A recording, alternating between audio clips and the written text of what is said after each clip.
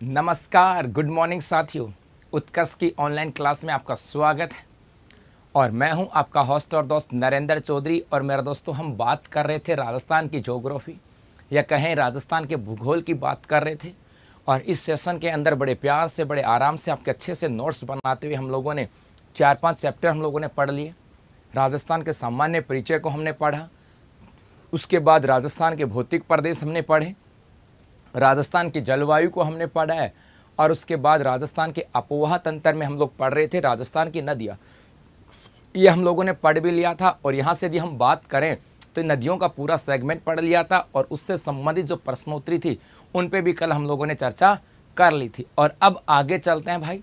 और राजस्थान की किसी भी कम्पिटिटिव एग्जाम की बात करें, किसी की भी बात कर ले, चाहे पुलिस कांस्टेबल से लेकर के, चाहे वनपाल की बात करें, वन रक्षक की बात करें, ग्राम सेवक की बात करें, पटवार की बात करें, रीट की बात करें, सेकंड ग्रेड की बात करें, किसी भी एग्जाम की बात करें, उसके लिए एक महत्वपूर्ण जो टॉपिक है उसका नाम है राजस्थान की झीलें। और यहाँ से क्वेश्चन आता है, किसी भी रूप में आ सकता है। सामान्यतः ये पूछे जाते हैं कि ये झील कहाँ पर है, या पूछ लिया जाता है कैसी प्रवृत्ति की है, या उससे संबंधित कोई और विशेषता यहाँ से पूछ ली जाती है। तो आज इस राजस्थान की ज्योग्राफी का सबसे इम्पोर्टेंट टॉपिक जिसका नाम है राजस्थान की झीलें या राजस्थान की लेक, इस लेक के बारे में हम लोग यहाँ से पढ़ने वाले हैं। तो करें भाई सेशन की शुरुआत। अच्छे से नोट्स बनाना है और अच्छे से तैयारी भी करना है। उसके बाद इसकी प्रश्नोत्तरी पर भी हम लोग चर्चा करेंगे। नहीं भाई, भूला किसी को नहीं हूँ, सभी को good morning, good morning, good morning. चलो जी, थोड़ी सी आवाज़ बढ़ा दो भाई यदि आवाज़ में दिक्कत है तो। हाँ जी, तो अपन यहाँ से स्टार्ट करते हैं मेरे भाई। और हेडिंग लगाओगे क्या? हेडिंग लगाओगे राजस्थान की झीलें। हेडिंग क्या हो जाएगी? हेडिंग हो जाएगी राजस्थान की झीलें।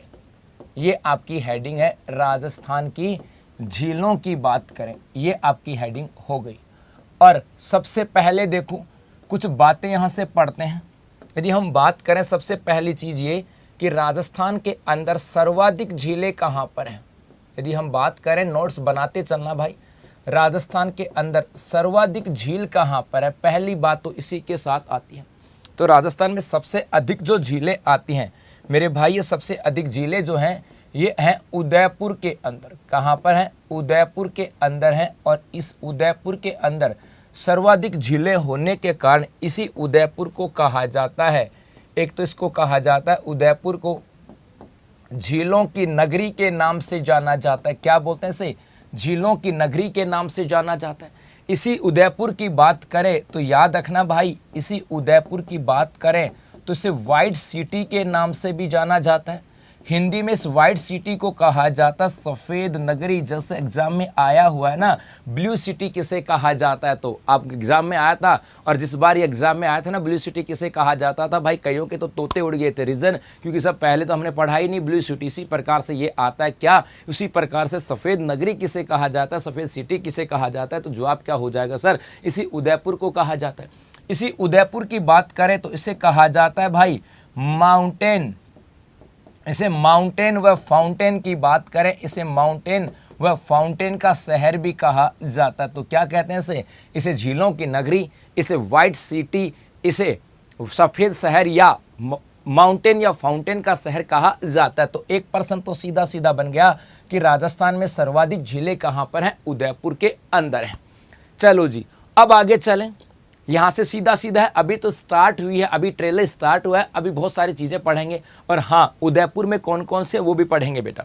देखो, अब हम बात करते हैं, यहाँ से टॉपिक स्टार्ट होता है और वो टॉपिक मुख्य रूप से यहीं से आता है कि झीलों का वर्गीकरण की बात करें कि सर झीलें कितने प्रकार की होती हैं। तो भाई इनका जो वर्गीकरण है ये कई सेगमेंट के आधार पर किया जाता है। झीलों का जो वर्गीकरण है कि झीलें कितने प्रकार की होती हैं, इसके वर्गीकरण की बात करें तो हम कई आधार पर या कई बेस हैं, उन बेसों के आधार पर इसका डिवीजन किया जाता है कि there are how many types of लेक की बात की जाती है कि वहाँ पर कितने प्रकार की लेक आती हैं, झीलें आती हैं। जैसे एक तो यहाँ पर कहा जाता है भाई गुण के आधार पर, एक वर्गीकरण तो आ जाता है किसके आधार पर? गुणों के आधार पर बात की जाती है। और गुणों के आधार पर बात करें तो गुणों के आधार पर राजस्थान की जो झीलें हैं, इन झीलों को दो कैटेगरी में बांटा जाता है। एक तो होती हैं मीठे पानी की झील, एक तो क्या हो जाएंगी? मीठे पानी की झीलों की बात करें। और दूसरी हो जाएगी भाई कौन सी? तो दूसरी यहाँ से आ जाएगी खारे पानी की झील। दूसरी कौन सी है? खारे पानी की झीलों की बात करें, दो प्रकार की होती है, मीठे पानी की झील और खारे पानी की झीलों की बात यहां पर की जाती है। शाबाश बलराम मीना भाई। अब देखो ये जो मीठे पानी की झीलों की बात करें, सबसे पहले इसी के साथ देखो, यदि मीठे पानी की झीलों की बात करें तो पहली चीज तो याद रखना कि राजस्थान में सर्वाधिक मीठे पानी की झीलें कहां पर हैं, तो जिला कौन सा हो जाएगा सर, उदयपुर आ जाता है। उदयपुर कौन सा जिला कौन सा हो जाएगा भाई, उदयपुर की बात यहां पर कर दी जाती है। उसके बाद यदि हम बात करें, यदि आ जाए कि राजस्थान के अंदर सबसे बड़ी मीठे पानी की झील की बात करें कि सर राजस्थान में सबसे बड़ी मीठे पानी की झील कौन सी है, तो इसके भी दो एग्जाम होंगे, इसके भी दो ऑप्शन होंगे सर। कैसे, एक तो होती है प्राकृतिक, तो प्राकृतिक की बात करें तो नाम आता है पुष्कर का। किसका नाम आता है, पुष्कर का। और कृत्रिम की बात करें तो कृत्रिम में नाम आ जाता है जयसमंद झील का। किसका नाम आता है मेरे भाई, जयसमंद झील की बात यहां पर की जाती। किसका नाम आ गया, जयसमंद की। राजस्थान में सबसे अधिक मीठे पानी की झीलें कहां पर हैं, तो आपका जवाब क्या होगा सर, उदयपुर के अंदर है। यह भी याद रखना कि राजस्थान में सबसे बड़ी मीठे पानी की झील कौन सी है, प्राकृतिक पूछे तो जवाब क्या होगा, पुष्कर। प्राकृतिक का मतलब है कि भाई ये ऐसी झील है जो प्रकृति के द्वारा स्वतः बनी गई, और कैसी बनी है तो इसका सेगमेंट भी आगे आएगा। और यदि पूछा जाए कि राजस्थान की सबसे बड़ी कृत्रिम मीठे पानी की झील कौन सी है, तो जवाब क्या हो जाएगा, जयसमंद। और यदि ओवरऑल पूछ ले कि भाई राजस्थान की सबसे बड़ी कौन सी है, ओवरऑल पूछ ले तो कौन सा बताओगे, तो जयसमंद। यदि राजस्थान की ओवरऑल सबसे बड़ी मीठे पानी की झील कौन सी है, तो जयसमंद है। सबसे बड़ी प्राकृतिक कौन सी है, तो जवाब क्या हो जाएगा, पुष्कर। और सबसे बड़ी कृत्रिम मीठे पानी की झील कौन सी है, तो जवाब क्या हो जाएगा, जयसमंद। ये दोनों चीजें क्लियर हो गई। उसके बाद एक आती है भाई खारे पानी की झीलें, और इस खारे पानी की झीलों के साथ कई बिंदु हैं जो आपको ध्यान में रखने। जैसे एक तो हम बात करें कि भाई राजस्थान के अंदर सर्वाधिक खारे पानी की झीलें कहां पर हैं सर, तो जवाब हो जाएगा नागौर के अंदर है। कहां पर है, नागौर के अंदर है। एक पूछा जाए कि ये जो खारे पानी की झीलें हैं ये किसका अवशेष मानी जाती हैं, तो ये मान के याद रखना ये टेथिस सागर का अवशेष होने का प्रमाण है। ये भी याद रखना। क्या, अगले लिखता हूं कि पश्चिमी मरुस्थल, किसकी बात करें, पश्चिमी मरुस्थल टेथिस सागर का अवशेष, पश्चिमी मरुस्थल टेथिस सागर का अवशेष है। इस बात का प्रमाण है कि राजस्थान के अंदर जो खारे पानी की झीलें हैं ये इस बात का प्रमाण है कि ये जो पश्चिमी मरुस्थल है ये टेथिस सागर का अवशेष है, और ये पुनः भौतिक प्रदेशों के अंदर पढ़ा भी था। उसके बाद ये भी देखो, यदि पूछा जाए कि बताओ राजस्थान में सबसे बड़ी की बात करें कि सबसे बड़ी खारे पानी की झील कौन सी है, तो आपका जवाब क्या हो जाएगा सर, सांबर की बात करेंगे। कौन सी हो जाएगी, सांबर झील जो है ये सबसे बड़ी खारे पानी की झील यहां पर आ जाती है। तो हो गई बात यहां से, तो हो जाए इसका स्क्रीनशॉट। उसके बाद आगे चलते हैं, चलें भाई आगे। शाबाश, हाँ, माइकासिस चट्टानों के कारण, वेरी गुड। माइकासिस जो चट्टाने हैं कि भाई यहाँ पर खारी पानी की या टेथिस सागर का अवशेष है, ये झीलें खारी क्यों हुई, तो इसके पीछे रीजन आ जाता है। खारे पानी की झीलों बनने के पीछे रीजन क्या आते हैं, माइकासिस। यदि पूछा जाए कि खारे पानी की जो झीलें बनती हैं इसके बनने का कारण क्या है, लिख देता हूं यहाँ पर, शाबाश। एक नाम आता है, वो क्या, माइकासिस्ट चट्टाने होने के कारण, माइकासिस्ट चट्टानों के कारण, याद रखना, माइकासिस चट्टानों के कारण क्या बनी है, ये खारे पानी की झीलें बनी है। क्या, खारे पानी की झीलें बनी है। चलो भाई आगे देखो, करण योगी पक्का बेटा करा दूंगा मेरे बाबा, करा दूंगा। आगे चलते हैं भाई। अब एक वर्गीकरण हो गया गुणों के आधार पर, दूसरा वर्गीकरण किया जाता है, और दूसरा वर्गीकरण आता है, वो आता है ज्वालामुखी प्रक्रिया के आधार पर या ज्वालामुखी के आधार पर। सर ज्वालामुखी के आधार पर कैसे, तो ज्वालामुखी के आधार पर, और ज्वालामुखी के आधार की बात करें, इस आधार पर राजस्थान की झीलें बात करें या पूरे विश्व की जितनी भी झीलें हैं उनको दो कैटेगरी के अंदर बांट सकते हैं। एक तो आ जाती है सर कालडेरा झील। क्या होती है कालडेरा झील बताऊंगा, और राजस्थान में एग्जाम्पल क्या है ये भी बताऊंगा। और एक होती है भाई कालडेरा होगी, और एक कौन सी हो जाएगी बताओ फटाफट से, एक तो कालडेरा झील आ जाएगी, है ना, और एक हो जाती है कौन सी, एक हो जाती है कौन सी झील, करेक्टर झील। शाबाश, एक झील कौन सी है तो मेरे भाई करेक्टर झील की। सर क्या होती हैं और इसके एग्जाम्पल हैं क्या, और दोनों बातें बिंदु अच्छी हैं। देखो साहब, हाँ राजीव, इसके बाद नदी परियोजनाओं की क्लास है बेटा, अपवाद तंत्र पूरा होने के बाद नदी परियोजनाएं हैं। सर कालडेरा झील क्या है, सुनो भाई, जैसे हम बात करें कि ये अपना धरातल है, ये तो क्या हो गया, धरातल हो गया, और यदि यहां से किसी ज्वालामुखी का उद्गार होता है, यहां से किसी ज्वालामुखी का उद्गार हुआ, और यदि इस उद्गार होने पर, ये उद्गार हो गया, इधर लावे का जमाव हो गया, और ये लावा का जमाव हो गया, और ये हो जाता है ज्वालामुखी का मुख।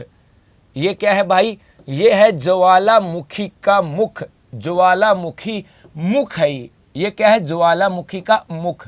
यदि इस मुख की बात करें, इसका आकार यदि बड़ा होता है, इसका आकार बड़ा होता है, तो इस ज्वालामुखी के मुख को कहा जाता है कालडेरा।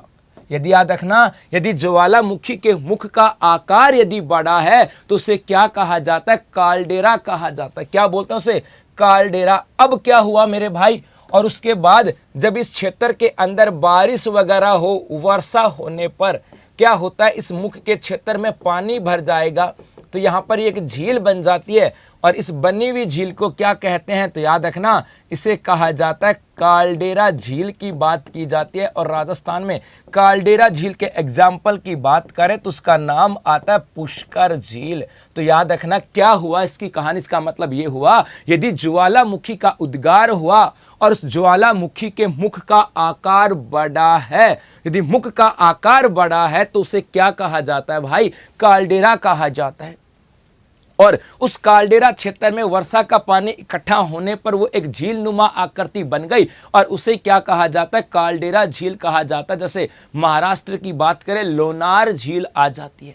किसकी बात करें, जैसे महाराष्ट्र में लोनार, लेकिन वो एग्जाम्पल किसके आउट ऑफ हो गया, राजस्थान के बाहर हो गया। राजस्थान की बात करें तो राजस्थान में कालडेरा झील का एग्जाम्पल किसको माना जाता है, पुष्कर झील को माना जाता है। क्लियर है। चलो उसके बाद सर क्रेटर क्या होता है, क्रेटर की कहानी की बात करें तो जैसे ये तो है अपना धरातल, और यदि यहां पर हम बात करें कि किसी ज्वालामुखी का उद्गार हुआ, यहां पर ज्वालामुखी का उद्गार हुआ, ये हो गया भाई ज्वालामुखी का उद्गार, और इस ज्वालामुखी का उद्गार होने पर ये जो ज्वालामुखी का मुख की बात करें, ये जो ज्वालामुखी का मुख है, इस मुख की बात करें, इसका आकार यदि छोटा है, इसका आकार कैसा है, छोटा है, तो इसे क्या कहा जाता है, क्रेटर कहा जाता है। और यदि इस क्रेटर के अंदर यहां पर बारिश हुई, यहां पर क्या होती है, वर्षा होने पर यहां पर पानी इकट्ठा हो जाएगा, और इससे जो झील बनेगी इसे क्या कहा जाएगा, क्रेटर झील कहा जाएगा। और राजस्थान में इस क्रेटर झील के एग्जाम्पल की बात करें तो नाम कौन सा आता है, नक्की झील। उसका एग्जाम्पल कौन सा आ जाएगा, नक्की झील की बात यहां पर ध्यान में आपको रखना है। तो दो चीजें, दो प्रकार की झीलें हो गई भाई। एक तो कौन सी हो गई, कालडेरा झील की बात की जाती है। सर कालडेरा झील कौन सी है, तो ऐसी झील जिसमें ज्वालामुखी के मुख का आकार बड़ा है। ये कॉन्सेप्ट नहीं पूछी जाती एग्जाम में, लेकिन आपको पता होनी चाहिए। एग्जाम में सिर्फ इतना पूछा जाएगा, पक्का मेरे भाई, पक्का राजू चौधरी, मुझे पता है दो चीजें छूट गई हैं, उनको करवानी है। यहां से पूछा जाएगा कि राजस्थान के अंदर कालडेरा झील का एग्जाम्पल कौन सा है, तो याद रखना पुष्कर झील। या राजस्थान में पूछा जाएगा क्या कि भाई क्रेटर झील का एग्जाम कौन सा है, नक्की झील। या इसके साथ एक क्वेश्चन और बन सकता है, और वो ये, यदि पूछा जाए कि राजस्थान के अंदर ज्वालामुखी प्रक्रिया से निर्मित झीलें कौन सी हैं, तो दो झीलें हैं, एक तो पुष्कर झील और एक कालडेरा झील। और दूसरा ये भी ध्यान में रखना मेरे भाई, जो ज्वालामुखी भूकंप वगैरह होती हैं, इनको क्या कहा जाता है, विवर्तनिकी घटनाएं कहा जाता है। क्या बोलते हैं इनको, याद रखना विवर्तनिकी। विवर्तनिकी का मतलब है जो अपना धरातल जो होता है, पृथ्वी का जो धरातल होता है, इसके स्वरूप में बदलाव करने वाली जो घटनाएं होती हैं, उनको क्या कहा जाता है, विवर्तनिकी। इसका मतलब यह है मेरे भाई कि यदि हम बात करें इन दोनों झीलों के साथ, याद रखना, तो पूछे कि राजस्थान में विवर्तनिकी से उत्पन्न, विवर्तनिकी किसकी बात करें, विवर्तनिकी की बात करें, विवर्तनिकी घटना से उत्पन्न विवर्तनिकी झील पूछे तो भी कौन सी झील हो जाएगी, विवर्तनिकी झील की बात करें तो भी कौन सी झील है भाई, ये एक तो कौन सी हो गई, पुष्कर, और एक नक्की। तो एग्जाम में सीधा पूछे ना तो कोई दिक्कत ही नहीं है भाई। सीधा नहीं पूछेगा, ये नहीं पूछेगा काल्डेरा झील कौन सी है, पूछ सकता है। क्रेटर झील कौन सी है, ये पूछ सकता है।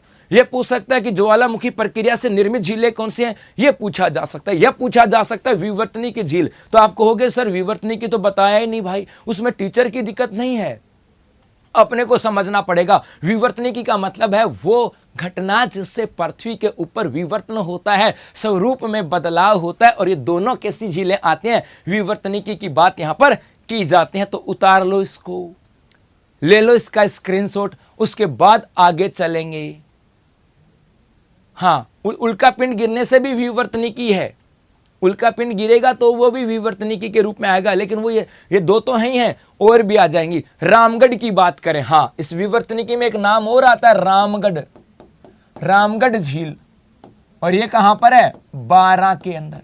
और इसकी बात करें तो ये कहते हैं कि इसका निर्माण किससे हुआ था, उल्का पिंड के गिरने से, उल्का पिंड के गिरने से। तो ये भी विवर्तनिकी है, ये भी विवर्तनिकी है। उतार लो भाई, चलें आगे फिर।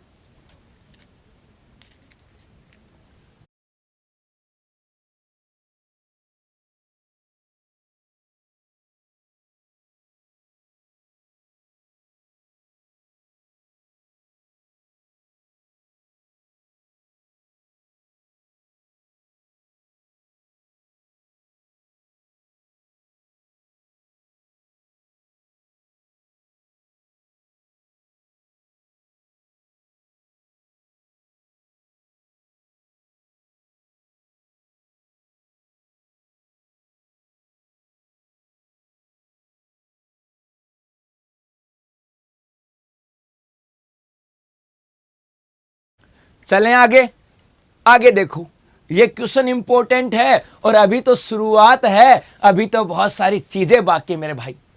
नंबर 3 की बात करें सर, एक और भी होती है क्या सर, और भी होती हैं। वो रामगढ़ अभ्यारण्य अलग है बेटा, वो रामगढ़ झील 12 अलग है। आ जाओ आगे देखो, एक आ जाता है उत्पत्ति के आधार पर या निर्माण के आधार पर। एक वर्गीकरण कर सकते हैं हम किसके आधार पर, निर्माण के आधार पर। किसके आधार पर, निर्माण के आधार पर करेंगे। एक किसके आधार पर भाई, निर्माण के आधार पर करेंगे। जैसे निर्माण की बात करें तो कुछ झीलें ऐसी होती हैं जिनका निर्माण प्रकृति स्वयं कर देती है, तो उनको क्या बोलते हैं, प्राकृतिक झील बोल देते हैं। उनको क्या बोलते हैं, प्राकृतिक झील। और यदि पूछी जाए कि बताओ राजस्थान की सबसे बड़ी प्राकृतिक झील कौन सी है, तो याद रखना पुष्कर का नाम आता है। किसका नाम आता है, पुष्कर का। और एक यहां पर आ जाती है भाई कैसी, यदि हम बात करें, एक ऐसी झील होती हैं जिनका निर्माण मानव के द्वारा किया जाता है, और उनको क्या कहते हैं, उनको कहा जाता है कृत्रिम झील कहा जाता है। और इस कृत्रिम झील की बात करें तो याद रखना, यदि पूछा जाए कि राजस्थान के अंदर सबसे बड़ी कौन सी है, तो जवाब क्या हो जाएगा सर, जयसमंद का नाम आ जाएगा। किसका नाम आ जाएगा मेरे भाई, जयसमंद का बात आ जाएगी। तो तीन प्रकार से हम लोगों ने इसका वर्गीकरण कर लिया, ये आपको उतारना है, और उसके बाद आगे चलेंगे। चलें, और अब अच्छे से कान, आंख, नाक, दिल, दिमाग सब खोल लेना। उसके बाद अब उसके अगला टॉपिक होगा सिंचाई परियोजनाओं का। चलो जी, अब यहां से स्टार्ट करते हैं एक झीलों की। और सबसे पहले मोटी हेडिंग लगाओगे और आप लिखोगे मीठे पानी की झीलें। किसकी बात करें, मीठे पानी की झीलों की शुरुआत की बात करते हैं, मीठे पानी की झीलों की बात करते हैं। सर मीठे पानी की झील कौन सी है, देखो जी भाई, यहां से पहली नंबर 1 स्टार्ट करते हैं। नंबर 1 आ जाती है झील कौन सी, या नंबर तो क्यों लगाएं, नंबर लगा रखे अपन, सीधा लिखते हैं भाई। पहले नंबर पर किसकी बात करें, अरे जयसमंद झील की बात की जाती है। किसकी बात करें, जयसमंद झील की बात करें। ये जयसमंद झील कहां पर है मेरे भाई, याद रखना उदयपुर के अंदर है। जयसमंद झील कहां पर है सर, उदयपुर के अंदर है। क्या हुआ, ये एक नदी आती है, ये एक नदी है भाई, और इस नदी का नाम है गोमती नदी। इसका नाम क्या है? गोमती नदी। पहले सुन लो या बना लो मेरे साथ साथ, दोबारा भी बता दूंगा, चिंता मत करो। हाँ, इससे में भी क्वेश्चन भी पढ़ेंगे। गोमती नदी, बाद में इस गोमती नदी के ऊपर एक बांध बना दिया गया। ये लो भाई, ये एक बांध बनाया गया, और इस बांध का निर्माण किसने करवाया था? जयसमंद ने। किसने करवाया था? जयसमंद की बात करें या महाराजा जयसिंह की बात की जाती है। इस बांध का निर्माण किसने करवाया? महाराजा जयसिंह की बात की जाती है। जयसिंह के द्वारा इसका निर्माण करवाया गया था 1685 से 1691 के अंदर, और उसके फलस्वरूप ये एक झील बन जाती है भाई। ये इसके पीछे यहां पर एक झील बन गई, और इस झील को क्या कहा जाता है मेरे भाई? इसी झील को क्या कहा जाता है? इसे कह दिया जाता है जयसमंद झील। इसे क्या बोलेंगे? जयसमंद झील बोलेंगे। तो यहीं से बात होगी कि जयसमंद झील कहां पर है? सर उदयपुर के अंदर है। कौन सी नदी पर है? तो गोमती नदी के ऊपर महाराजा जयसिंह की बात करें, इसके द्वारा एक बांध बनाया गया 1685 से लेकर के 1691 तक, और उस बांध बनाकर के इस झील का निर्माण किया गया। इसको क्या कहते हैं? जयसमंद झील। हो गई बात क्लियर कि भाई जयसमंद झील कहां पर है, कौन सी नदी पर है, किसके द्वारा निर्माण करवाया गया। और अच्छा हो 1991 में लिख दिया क्या? ये डेटों पे मत जाओ बेटा, 1685 से 1691। चलो हो गई बात यहां से। अब ये जो जयसमंद झील है इसकी बात करें, सुनो बात को।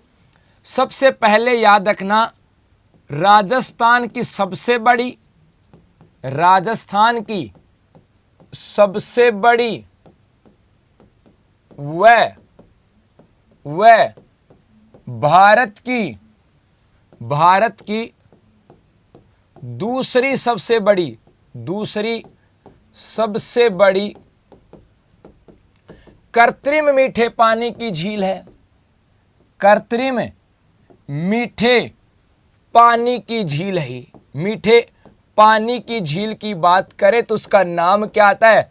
जयसमंद झील। ये राजस्थान की सबसे बड़ी और भारत की सबसे बड़ी कृत्रिम मीठे पानी की झील है। दूसरी विशेषता देखो, अगली एक इसके उपनाम भी आते हैं भाई। इसके उपनाम की बात करें, इसे कहा जाता है ढेबर झील। इसे क्या कहते हैं भाई? ढेबर झील के नाम से भी जाना जाता है। और एक इसे कहा जाता है जलचरों की बस्ती। इसे ढेबर झील और जलचरों की बस्ती के नाम से भी जाना जाता है। क्या कहते हैं? ढेबर झील और जलचरों की बस्ती। और देखो सर, और क्या विशेषता है भाई? तो ये जो बांध है, ये जो झील है, इस झील की बात करें, इस झील के अंदर 7 टापू हैं। इस झील में कितने टापू हैं? 7 टापू हैं। सुनना बात को। पहली बात तो ये, जिनके ऊपर कौन रहते हैं? भील व मीणा जनजाति। जिनके ऊपर भील व मीणा जनजाति का निवास है। यहां पर क्या है? भील व मीणा जनजाति का निवास है। एक तो ये, यदि हम बात करें 7 टापुओं में, जो टापू सबसे बड़ा है उसे कहा जाता है मेरे भाई बाबा का भांगड़ा। उसे क्या बोलेंगे? अरे बाबा का भांगड़ा, तुड़ तुड़ दम्मड़ दम्मड़, कहते कि नहीं कहते? हाँ वही। और इसी में से जो सबसे छोटा है उस छोटे को क्या कहा जाता है?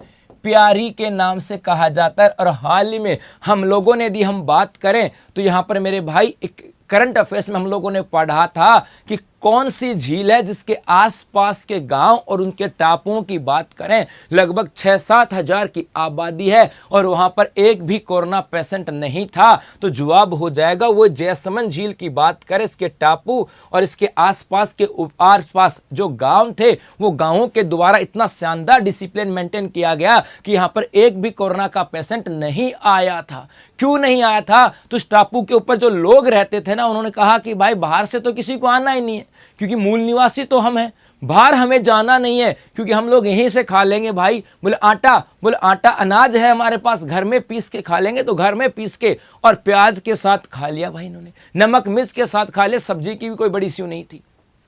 हाँ ठीक है भाई, तो यहां पर 7 टापू आ जाते हैं। एक इस झील की बात करें, इस झील से मेरे भाई सिंचाई की जाती है, और सिंचाई के लिए की बात करें तो सिंचाई हेतु यहां से क्या किया गया है, 2 नहरें निकाली गई हैं।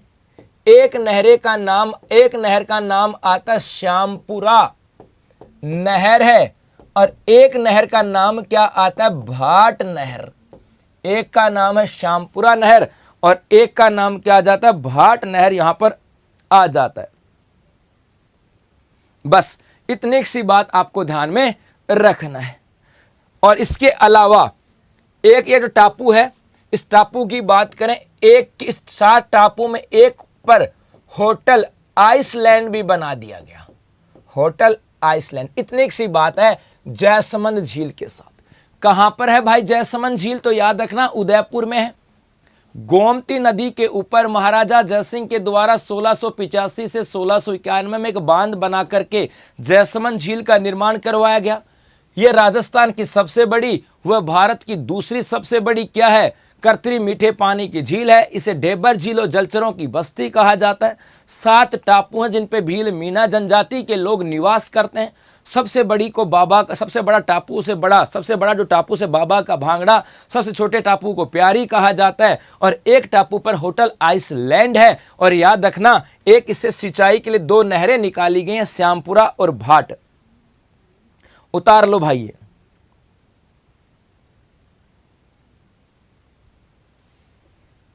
आगे चलते हैं भाई।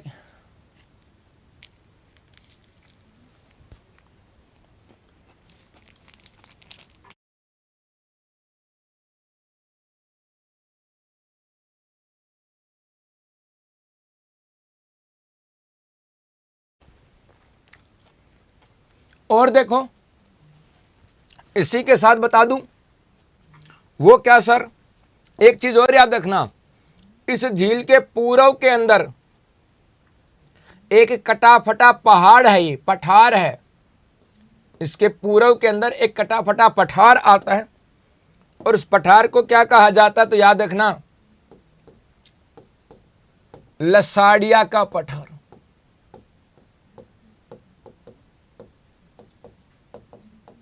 इसके पूर्व में एक कटाफटा पठार आता है, उसको क्या बोलते हैं, लसाड़िया का पठार कहा जाता है। हाँ भाई, अंतः प्रवाह की झील बेटा राजस्थान में सम्मानित लगभग झीलें सबकी सब अंतः प्रवाह की झीलें हैं। सबकी सब झीलें राजस्थान में जितनी भी झीलें हैं, सबकी सब झीलें किसकी झील है, अंतः प्रवाह की झील है भाई। वुल्लर झील के बारे में बताऊं, चलो बता देंगे, चलें आगे। हाँ जी, अगली देखो, अगली झील, अगली बात करें नंबर 2, मन खुश हो जाएगा, पढ़कर के दिल और दिमाग दोनों खुश हो जाएंगे। पुष्कर झील की बात करें, कौन सी झील की बात करें, पुष्कर झील की बात करें। बस भावनाओं को थोड़ा सा दबा के रखना, भावनाओं को जुबा पे मत लेके आना, नहीं तो कई बार भावनाएं ना भावनाओं में बह जाती हैं, है ना। तो इसके साथ बहुत सारी मेरी भावनाएं जुड़ी हैं झील के साथ, लेकिन उन भावनाओं को मैं मेरे दिल में दबा करके ही पढ़ेंगे भाई। आ जाओ। हाँ जी, किसकी बात करें भाई, पुष्कर झील की बात करें। कहां पर है ये सर, पुष्कर झील जो है ये पुष्कर के अंदर है। पुष्कर कहां पर है, अजमेर के अंदर है। पुष्कर झील कहां पर है, पुष्कर, और पुष्कर कहां पर है, अजमेर के अंदर है। सबसे पहले इस पुष्कर झील की बात करें, ये लो भाई, इस पुष्कर झील की बात करें कि सर इसके उपनाम क्या हैं। इसके उपनाम की बात करें तो इसे क्या कहा जाता है भाई, इसे कहा जाता है कोंकण तीर्थ के नाम से जानते हैं, कहते हैं कि नहीं कोंकण तीर्थ। इसी की बात करें, इसी झील की बात करें, कोंकण तीर्थ कहा जाता है। इसे कहते हैं हिंदुओं का पंचम तीर्थ स्थल कहा जाता है। क्या बोलते हैं इसे, हिंदुओं के पंचम तीर्थ स्थल की बात करें, इसे कहा जाता है हिंदुओं का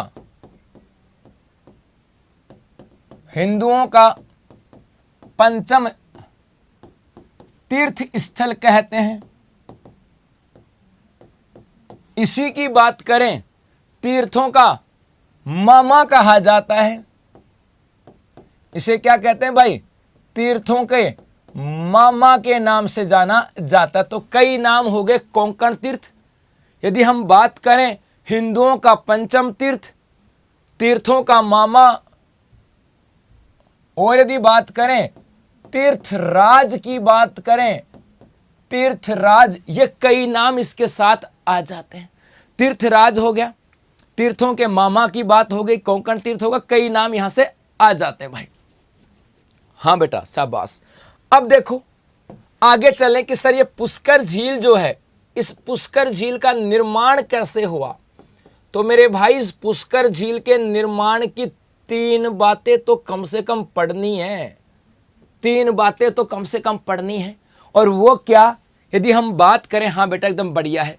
पहला तो ये कहा जाता है कि ये कहते हैं कि पुष्कराण ब्राह्मण थे।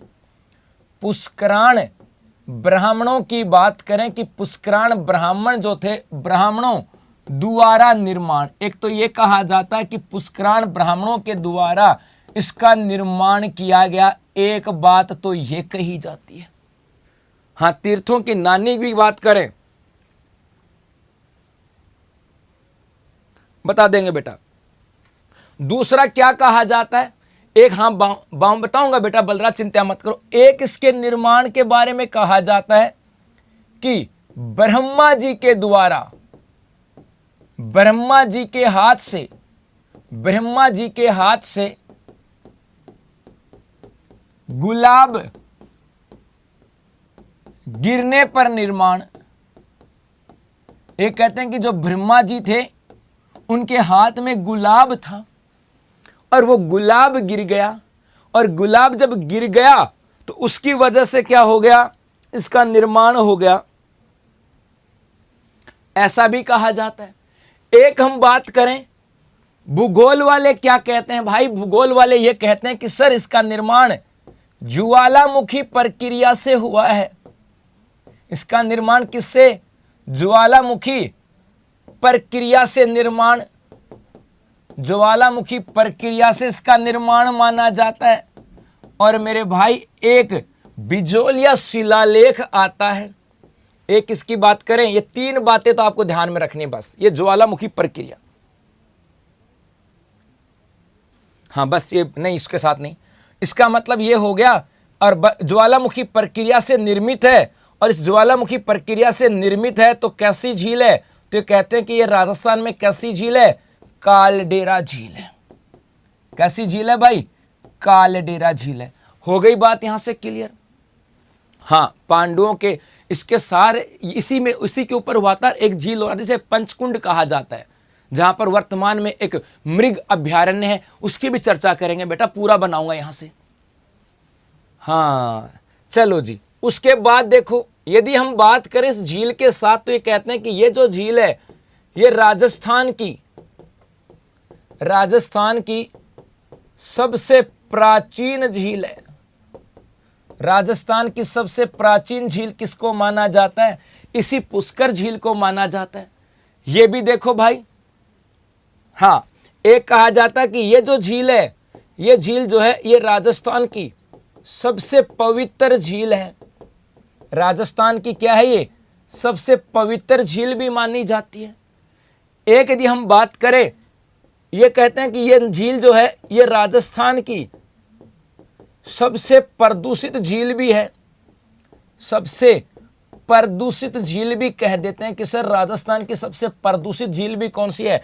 यही पुष्कर झील है। बोलो ऐसा क्यों? बोलो ऐसा इसलिए मेरे भाई, क्योंकि यहाँ पे बाहर से लोग आते हैं, घूमने आते हैं, अपने साथ खाने पीने का सामान ले आए, खा लिया पी लिया, झील के आसपास ही डाल दिया, तो धीरे धीरे उस पूरा का पूरा कचरा किस में जमा हो जाता है? इसी पुष्कर झील में। और एक बार तो झील के अंदर इतना मिट्टी की बात कर, तलहटी में बहुत सारी मिट्टी यहाँ पर भर गई थी। उसके लिए क्या कहा गया बाद में? तो सबसे प्रदूषित झील भी आती है। और जब प्रदूषित झील जिला लिखा तो याद रखना, वर्ष 1997-98 में कनाडा के सहयोग से कनाडा के सहयोग की बात करें, इस कनाडा के सहयोग से क्या की गई? सफाई की गई। यहां तक उतार लो भाई, ये आपको ध्यान में रखना है।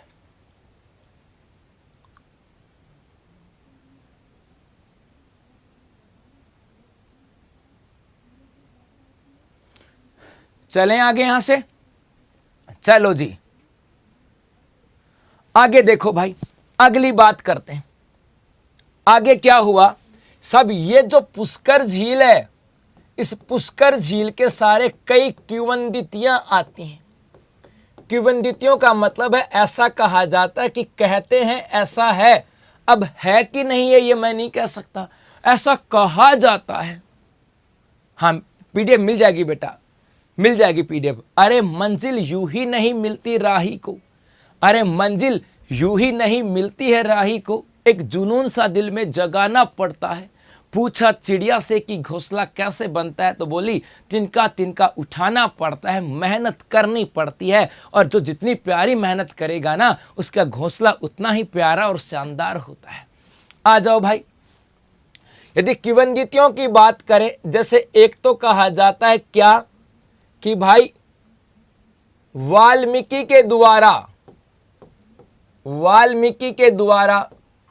वाल्मीकि द्वारा कौन सी पुस्तक लिखी गई थी रे? अभिज्ञान शकुंतलम की बात करें क्या, या कालिदास ने लिखी थी? अभिज्ञान शकुंतलम कालिदास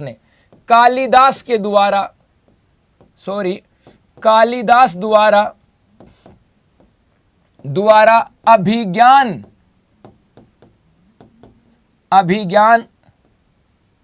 शकुंतलम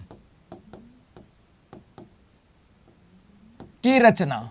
ये कहते हैं कि इसी के किनारे पर अभिज्ञान कालिदास जी ने क्या की थी? अभिज्ञान शकुंतलम की रचना की थी। यह भी कहा जाता है इसी के साथ कि मेनका जी ने, नाम तो जानते ही होंगे, नाम तो सुना ही होगा कि मेनका ने विश्वामित्र की क्या की थी भाई? विश्वामित्र की तपस्या भंग की थी। तपस्या भंग कहते हैं कि इसी झील के किनारे पर मेनका के द्वारा और विश्वामित्र जी की तपस्या को भंग किया था अपने प्रेम जाल में फंसा करके। चलो ये भी अच्छी बात है। अरे ये भी कहा जाता है भाई क्या कि वेदों की रचना किसने की थी? बता दो फटाफट से। हाँ जी बताओ भाई। वेदों की भगवान राम ने अपने पिताजी दशरथ की, हाँ ये भी कहा जाता है शाबाश कि दशरथ की अस्थियों का विसर्जन, ये भी कहते हैं अब कन्फर्म है कि नहीं है, दशरथ की अस्थियों का विसर्जन, दशरथ की अस्थियों का जो विसर्जन किया गया है वो विसर्जन भी इसी के अंदर किया गया है। वेदों की रचना किसने की थी भाई? बता दो यहां से, चलो बताओ शाबाश। किंवदंती क्या कहते हैं? किंवदंती का मतलब है कहा जाता है, था कि नहीं इस चीज की गारंटी नहीं है। अगला क्या कहा जाता है कि भाई वेद व्यास जी की बात करें, वेद व्यास जी द्वारा महाभारत की रचना की गई। महाभारत की रचना कि वेद व्यास जी के द्वारा इसी झील के किनारे पर क्या किया गया? महाभारत की रचना की थी। किसने? वेद व्यास जी ने। यह भी कहा जाता है किसी झील के किनारे पर जो अपने वेद थे, इन वेदों को क्या किया गया? लिपिबद्ध किया गया है। क्या किया गया भाई? वेदों को लिपिबद्ध किया गया। तो कई किंवदंतियां आ जाती हैं। ये भी कहते हैं गुरु गोविंद सिंह ने गुरु पाठ का आयोजन करवाया। तो क्या क्या, हाँ अस्थियों के विसर्जन किए, तो भाई ये तो बताऊंगा पूरी, अभी आगे आएगी। किंवदंतियां कि कालिदास जी के द्वारा अभिज्ञान शकुंतलम की रचना इसी पे की थी। मेनका ने विश्वामित्र की तपस्या भी यहीं पर भंग की थी। भगवान राम ने अपने पिताजी दशरथ की बात करें, उनकी अस्थियों का विसर्जन भी यहीं पर किया था। वेद व्यास जी के द्वारा महाभारत की रचना भी यहीं पर की गई और वेदों को लिपिबद्ध भी यहीं पर किया गया।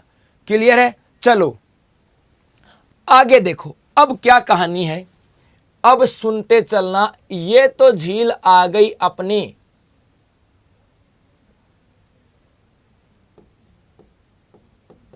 पुष्कर झील। अब क्या क्या कहानी इसके साथ स्टार्ट होती है, ऐसे की बना लेना। इस पुष्कर झील के सहारे ही यहां पर एक छोटा सा कुंड है। इसे क्या कहा जाता है? पंचकुंड के नाम से जानते हैं। किस नाम से जानते हैं भाई?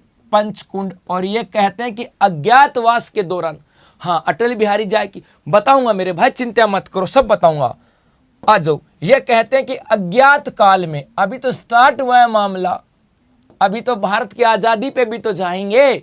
हाँ जी, अज्ञात काल में पांडव या पांडवों द्वारा स्नान की बात की जाती है कि यहां पर पांडवों के द्वारा क्या किया गया था? स्नान किया गया था, इसलिए यहां पर पंचकुंड है। और एक इस पंचकुंड की बात करें तो वर्तमान में यहां मृगवन की स्थापना की गई है।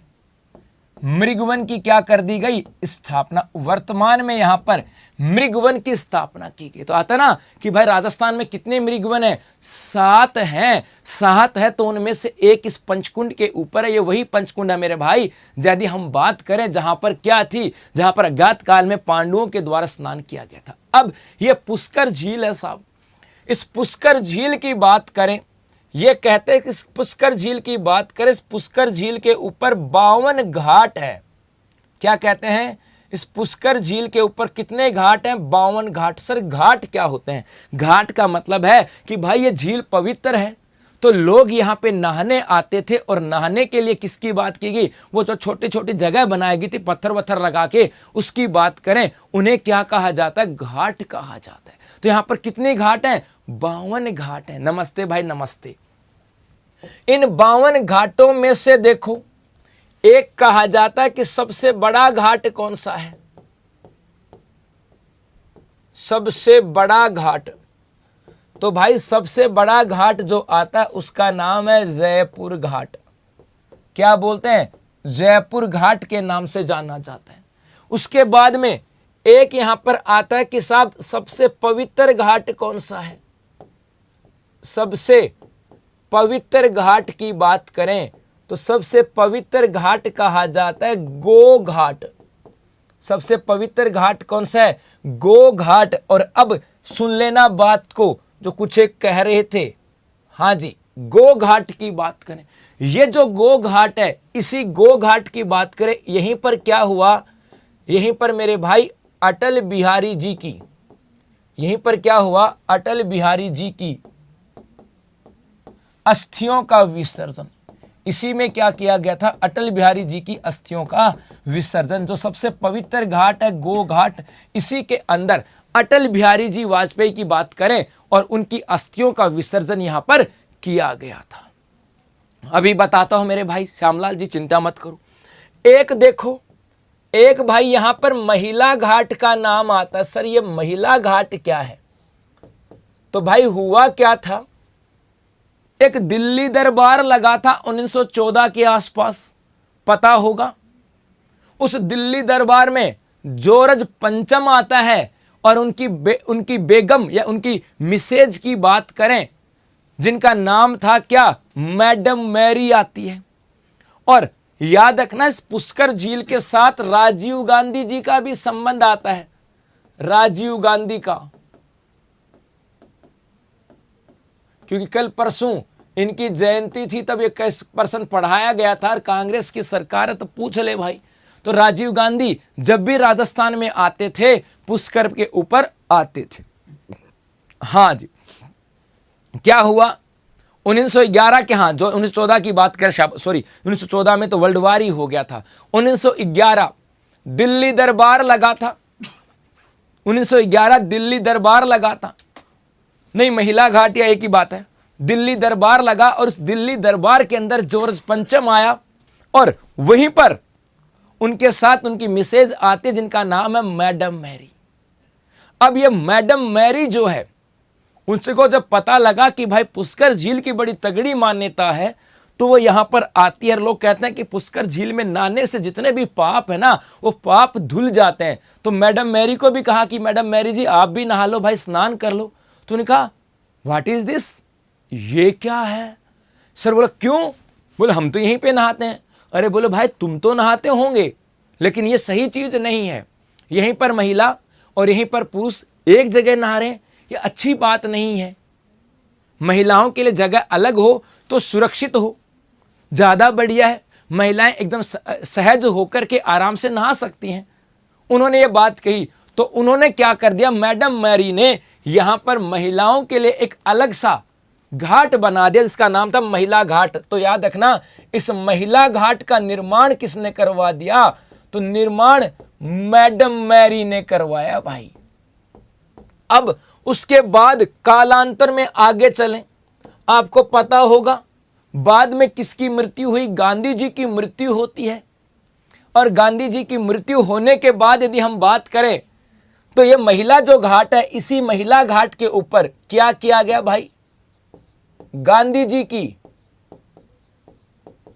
अस्थियों का विसर्जन किया गया, अस्थियों का विसर्जन। और ये कई बार एग्जाम में पूछा गया कि गांधी जी की अस्थियों का विसर्जन कौन से घाट पर, तो इस महिला घाट पे किया गया था गांधी जी की अस्थियों का विसर्जन। और इसलिए ये जो महिला घाट है, इसे वर्तमान में एक नाम और आता है भाई, इसे गांधी घाट भी कह देते हैं।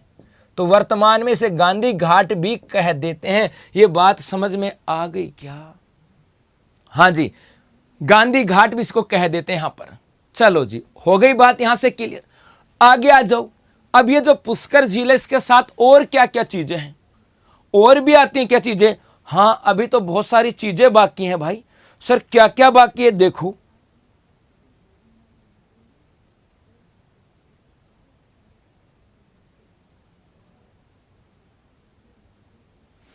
एक हम बात करें इसी झील के किनारे पर, इसी पुष्कर झील के किनारे पर भाई ब्रह्मा जी का मंदिर है। किसका मंदिर है? ब्रह्मा जी का मंदिर है। एक इसी झील के किनारे पर क्या है? ब्रह्मा जी का मंदिर है। एक इसी झील के किनारे पर क्या है मेरे भाई? सावित्री माता का मंदिर है। सावित्री माता का मंदिर है। और याद रखना, ये जो सावित्री माता का मंदिर है, यहीं पर राजस्थान का सेकंड रोपवे है, या third ropeway, sorry third ropeway. पहला जालोर के अंदर, दूसरा उदयपुर और तीसरा यहां। तो सावित्री माता का जो मंदिर है यहीं पर क्या स्थित है भाई? राजस्थान का तीसरा रोपवे है। तीसरा रोपवे, हां या ना बता दो। है। एक हम बात करें इसी झील के किनारे पर रंगा जी का मंदिर है। रंगा जी का मंदिर है। और यह भी ध्यान में रखना, यह जो रंगा जी का मंदिर है, इसके बारे में क्या याद रखना है? यह जो रंगा जी का मंदिर है, यह दक्षिणी शैली पर आधारित है। दक्षिणी शैली पर आधारित है। तो तीन बातें और यहां से निकल के आ गई साहब। वो क्या? यहां पर ब्रह्मा जी का मंदिर आता है, इसी के किनारे पर सावित्री माता का मंदिर आता है, और वहीं पर राजस्थान का तीसरा रोपवे है। और इसी की बात करें तो यहां पर रंगा जी का मंदिर भी है। और यह किसके ऊपर है? द्रविड़ शैली कह दो या दक्षिणी शैली पर आधारित है। क्लियर? चलो जी आगे देखो। हाँ, रत्नागिरी की पहाड़ियों पर, और ये सब का सब मैंने बताया भी रखा आपको, रत्नागिरी की पहाड़ियां हैं। कौन सी गिरी की पहाड़ियां हैं? अरे रत्नागिरी की। रत्नागिरी की पहाड़ियों पर ही है सावित्री माता का मंदिर, और इन्हीं पहाड़ियों पर है तीसरा रोपवे। इसके साथ साथ एक चीज और आता है भाई, क्या? इसी पुष्कर झील की बात करें तो यहां पर मेला भी लगता है। कब लगता है? कार्तिक पूर्णिमा को। कब लगता है भाई? कार्तिक पूर्णिमा को लगता है मेला। हाँ, इस मेले के आयोजन की बात करें, आयोजन कौन करता है? राजस्थान पर्यटन विभाग के द्वारा मेले का आयोजन करवाया जाता है। और ये जो मेला है, ये राजस्थान का सबसे रंगीन मेला है। सबसे रंगीन मेला। सर इसका मतलब क्या है? तो मेरे भाई कार्तक पुन्यु की बात करें, कार्तिक का जो माह होता है, हल्की हल्की ठंड प्रारंभ होती है, गर्मी नहीं होती है, ना गर्मी ना सर्दी, दीपावली के आसपास का मौसम है। विदेशी पर्यटक यहाँ पर आते हैं और आहा मजा आता है घूमने का। बहुत सारी रंग बिरंगी सभ्यता और संस्कृति यहां पर मिलती हैं, इसलिए इसको क्या कहा जाता है, रंगीन। और एक बार जाके देखो, मजाक नहीं कर रहा भाई, विद्या की कसम, झूठ नहीं बोल रहा हूं, जाके देखना, दिल खुश हो जाएगा। इसीलिए इसको रंगीन मेला कहा जाता है। तो हो जाए भाई इसका स्क्रीनशॉट, फिर चलते हैं आगे।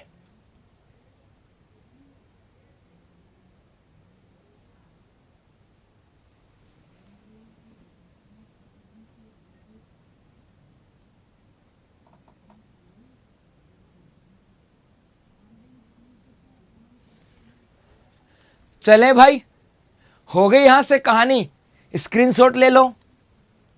उम्मीद करूंगा इस बार हां पेपर का पत्ता साफ है।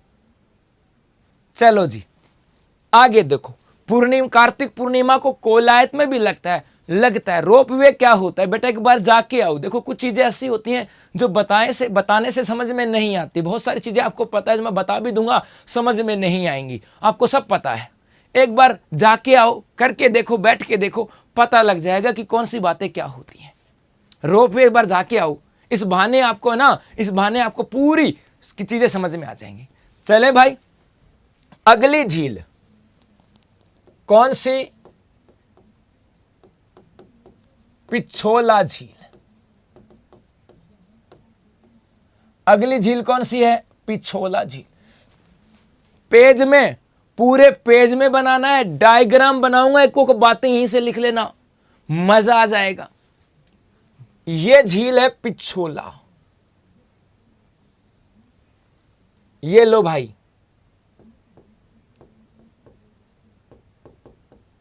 पिछोला झील।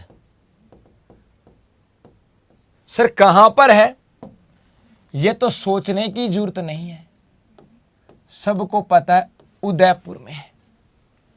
इस पिछोला झील में इधर से एक नदी आकर के गिरती है जिसका नाम है सीसारमा,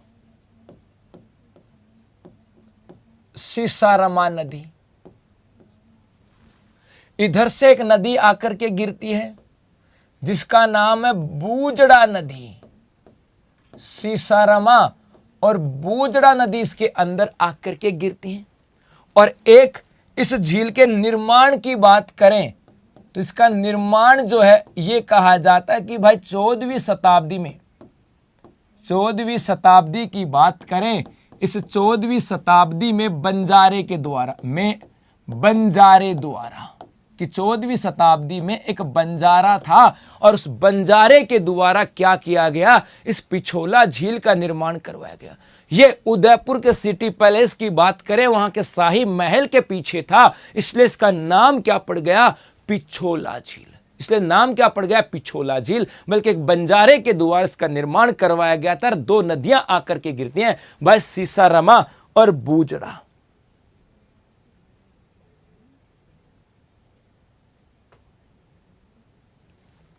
जब बंजारे के द्वारा निर्माण करवाया गया होगा,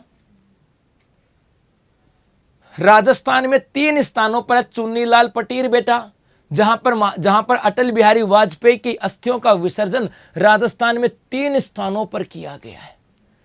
एक, जब बंजारे के द्वारा निर्माण करवाया गया तो उस समय तो कच्ची झील थी।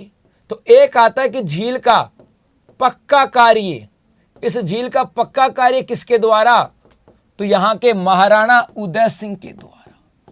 यहां के महाराणा उदय सिंह की बात करें, महाराणा उदय सिंह के द्वारा इस झील का क्या करवाया गया, पक्का कार्य करवा दिया गया। चलो जी, ये तो हो गई पिछोला झील, उदयपुर में है। निर्माण 14वीं शताब्दी में बंजारे के द्वारा सीसारमा और बूजड़ा नदी गिरती हैं। और इसकी बात करें, इस झील के पक्के निर्माण का कार्य किसके द्वारा, महाराणा उदय सिंह की बात करें, उसके द्वारा पक्का कार्य यहां पर करवाया जाता है। अब ये जो पिछोला झील है भाई, इस पिछोला झील में 2 महल हैं। ये महल लो, ये शाही महल, 2 महल थे भाई। सर कौन से 2 महल आते हैं, एक ये लो भाई, एक का नाम आता है जगत मंदिर, एक का नाम आता है जगत मंदिर। मैं जैसा बना रहा हूं वैसे बनाते चलना। और दूसरे का नाम आता है जगत निवास।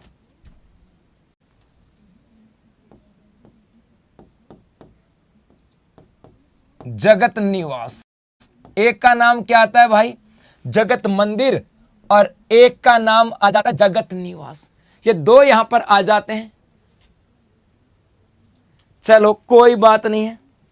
अब ये जो जगत मंदिर है मेरे भाई, क्या हुआ, इसका निर्माण किसने करवाया?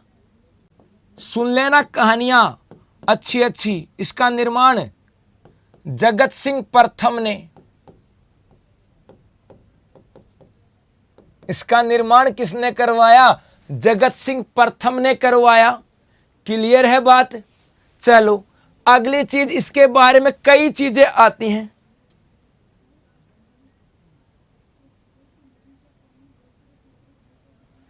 क्या क्या आती हैं भाई? एक तो आपको पता होगा, शाहजहां की बात करें, अपने पिता से जब विद्रोह किया था तो यहीं पर शरण ली थी। तो किसकी बात करें? शाहजहां की बात करें।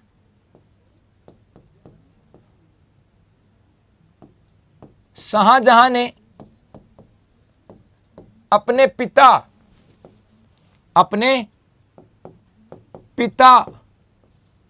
से विद्रोह के दौरान शरण। ये क्वेश्चन आया कि नहीं आया? आया हुआ क्वेश्चन है इतिहास के साथ। शरण की बात करें कि किसने, शाहजहां ने जब अपने पिता के विरुद्ध विद्रोह किया था उस दौरान यहां पे शरण ली थी। उसके बाद हां, अगली चीज, शाबाश भाई सुचिता चौधरी बेटा, कि 1857 की क्रांति में, 1857 की क्रांति में नीमच छावनी, किसकी बात करें? नीमच छावनी के 40 अंग्रेज परिवारों को शरण दी गई। और किसने दी गई? बता दो, दिखाएं यहां से, बता दो भाई। हां शाबाश बेटा,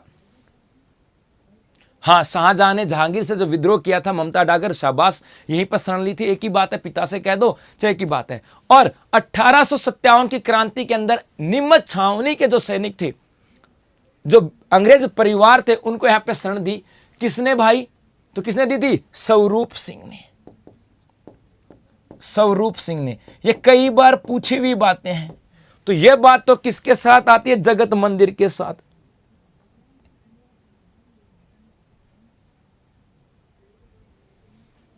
आ जाओ, अब जगत निवास के साथ क्या है सुनना भाई। इस जगत निवास के साथ क्या क्या बातें आती हैं? पहले निर्माण की बात करें सर, निर्माण, तो निर्माण किसने करवाया? अरे जगत सिंह सेकंड ने करवाया। निर्माण किसने करवाया? जगत सिंह सेकंड ने करवाया। एक वर्तमान में इसे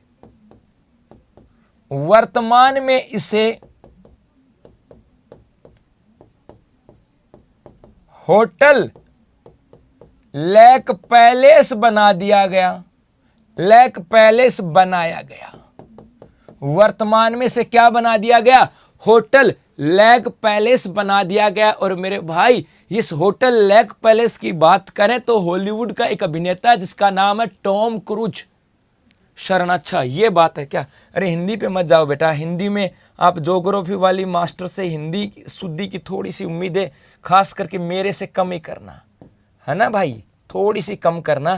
क्योंकि अपन देख थोड़े से ना, हिंदी सही वास्तविकता है कि मेरे हिंदी बैकग्राउंड में था ही नहीं, मैं है ना, मैं हिंदी बैकग्राउंड का नहीं हूँ भाई, मैं इंग्लिश बैकग्राउंड का हूँ। वास्तविकता है 10वीं तक पढ़ी थी इंग्लिश हिंदी, उसके बाद मैंने आगे इंग्लिश बैकग्राउंड में आ गया था। और हिंदी मेरी शुरू से ही कमज़ोर है, शुरू से 10वीं में भी सबसे कम नंबर हिंदी में थे, बाकी नंबर बहुत अच्छे थे। तो हॉलीवुड के अभिनेता टॉम क्रूज की बात करें, उसने शादी करी थी अपनी यहां पर इसी के अंदर, शादी की थी इस जगत निवास। नहीं बेटा वेधशाला यहीं पर नहीं है, ममता ठाकुर बेटा यहां पे नहीं है। चलो तो आज इतना अक्सर स्क्रीनशॉट उतार लो, कल इसके आगे का जो पार्ट है वो कल लेंगे। तो मिलते हैं अब कल, तब तक के धन्यवाद, थैंक यू, शुक्रिया।